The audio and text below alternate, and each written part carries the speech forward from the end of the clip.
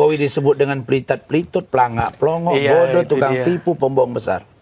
Rismon dibilang zombie, saya dibilang tidak berhak beracara, tidak bisa mendampingi klien dimanapun. Ya. Bayangin itu, semua kita punya gelar masing-masing. Egy Sujana dibilang Egy Durjana, dibilang tuyul, dan lain sebagainya. Jadi Bang Rasman sendiri tadi tanggapannya ini mungkin ngomongin tadi yang ada relawan yang agak marah kepada Pak JK.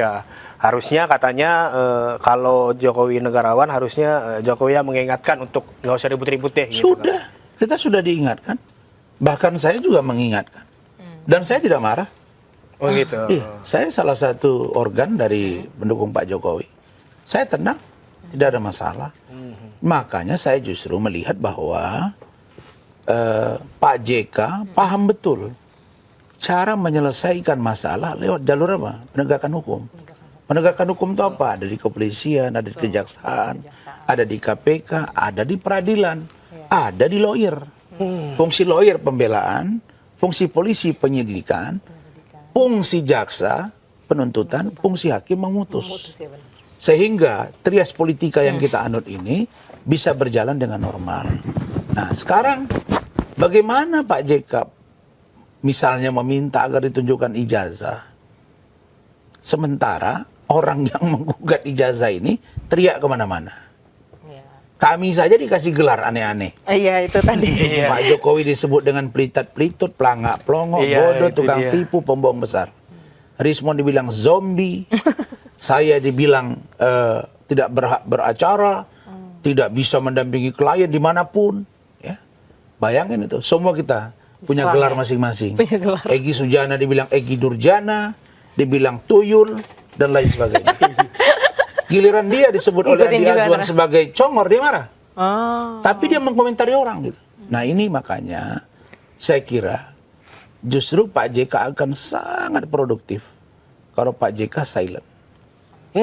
Ini begini ya. Mungkin Adinda Abdul Haji perlu flashback lagi. Tokoh bangsa, orang akan lihat background beliau ini di 10 tahun terakhir di mana sih? Letak posisinya atau standing position di politik. Karena Pak JK itu mantan ketua umum Partai Golkar. Jangan lupa itu. Beliau ini juga mantan wakil presiden 2 periode dan memang jago. Kita akui. Tapi standing positionnya di mana? 2019 ke 2024 beliau bersama dengan Pak Jokowi, walaupun beliau tidak lagi sebagai wakil presiden, tapi dia pendukung tim kampanye nasional Jokowi Ma'ruf. Tapi 2019 sampai dengan 2024 kemarin, beliau di mana posisinya? Ada di salah satu cawapres. Ini bukan Pak Jokowi yang menganggap ini sebagai sebuah perlawanan politik. Bukan. Bagi masyarakat yang mendukung Pak Jokowi, mungkin bisa jadi orang-orang yang menamakan dirinya relawan ini melihat, oh standing posisi dari Pak JK kan selama ini berbeda haluan dengan Pak Jokowi. Maka muncullah interpretasi-interpretasi yang tidak bisa terkondisi dengan baik. Langsung dihubung-hubungkan. Makanya dibilang orang, selama ini yang datang ke sana itu siapa? Belum lagi misalnya ada bahasa begini. Pak JK bilang, oh itu kan saya yang menjadikan jadi gubernur. Lah orang balik, ada yang nelpon ke saya. Enggak salah Pak JK. Setahu kita semua itu Pak Prabowo. Pak Prabowo lah yang pertama kali menggandeng Pak Jokowi, lalu kemudian dibawa ke Bu Mega. Ini info ya. Alur yang baru nih. Ini perlu diluruskan. Lalu kemudian disitulah masuknya Ahok. Nah, tapi sekali lagi bagi kami siapapun yang mengantar Pak Jokowi baik sebagai gubernur dan menjadi presiden, apalagi di situ ada pasangannya Pak JK, tentulah mereka ini dipilih oleh rakyat. Bukan dipilih oleh Pak JK. Sebentar, saya terusin. Karena saya pernah juga ketua partai di kabupaten, di provinsi, bahkan salah satu ketua di DPP. Itu Partai Karya Peduli Bangsa. Pimpinan Jenderal Hartono dan Mbak Tutut pada waktu itu. Bahwa siapa yang berhak mencalonkan presiden, pasangan capres-cawapres, kan partai politik. 2014 Pak JK tidak pimpinan Partai Golkar. Jelas ya? Jadi yang mengajukan itu Partai PDI Perjuangan. Jadi tidak relevan kalau Pak JK mengatakan dia yang mengantar menjadi calon presiden atau jadi presiden. Yang benar Pak Jokowi dan Pak JK dipilih oleh rakyat, diajukan partai politik, terpilih jadi presiden dan wakil presiden. Ini Itu yang Mas betul. Abdul aja kayak udah gatel banget ini gimana? Gimana nih? Mungkin setelah ini Karena langsung Bang closing Rasman- statement Iya, ya. langsung closing Masing-masing nanti ini closing closing statement ya. Boleh silakan. Boleh. Maksudnya begini, Pak JK itu ingin juga menjelaskan kepada yang dia sampaikan bahwa termul itu yang selama ini memfitnah beliau kan, menganggap bahwa Pak JK ini tidak punya kontribusi. Jadi gini, Pak JK ingin menyampaikan kepada loyalis Jokowi bahwa saya itu juga punya jasa.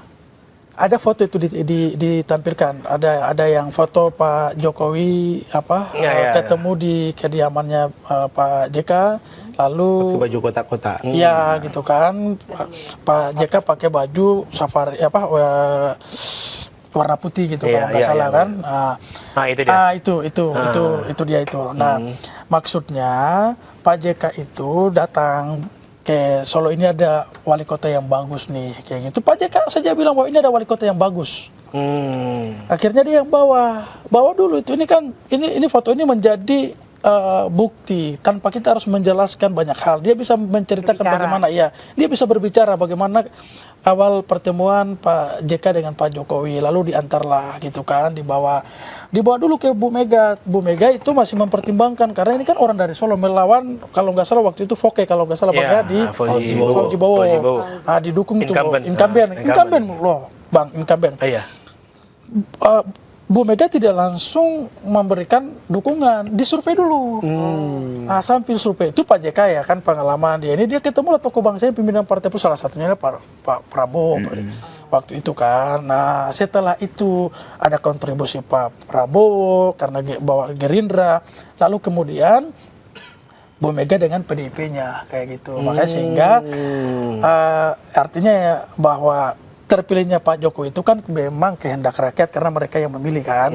Tetapi ada jasa beliau yang menemukan gitu kan, Pak Jokowi di Solo ini ada wali kota yang bagus gitu. Diantarlah, dikeliling lah begitu bagaimana menjahit sehingga Pak Jokowi didukung full oleh Bu Mega, Pak Prabowo, lalu memenangkan kontestasi di Pilkada 2012 di DKI saat itu. Dan akhirnya juga sampai di Pilpres 2014, dan Bu Mega melihat bahwa sosok yang pantas mendampingi Pak Jokowi, karena kan Pak Jokowi ini dari Solo langsung gubernur DKI nih, gubernur DKI belum beberapa tahun langsung presiden.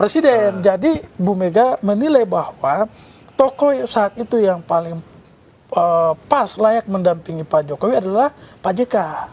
Karena punya kematangan tadi, pernah sebagai ketua umum partai dan pernah sebagai wakil presiden, pernah punya pengalaman menjadi menteri dan Menko Kesra, sehingga itulah yang menjadi variabel penilai bagi Bu Mega untuk dipasangkan. Jadi gitu. Jadi Pak JK tidak sedang mendiskreditkan atau menilai Pak Jokowi, bukan, tapi beliau juga ingin menunjukkan kepada loyalis Pak Jokowi bahwa beliau juga punya jasa. Janganlah Pak JK itu dibenturkan atau dituduh, diserang, difitnah. Sudahlah, persoalan kayak gini jangan lagi dibesar-besarkan kayak gitu, calling down kayak gitu. Oke.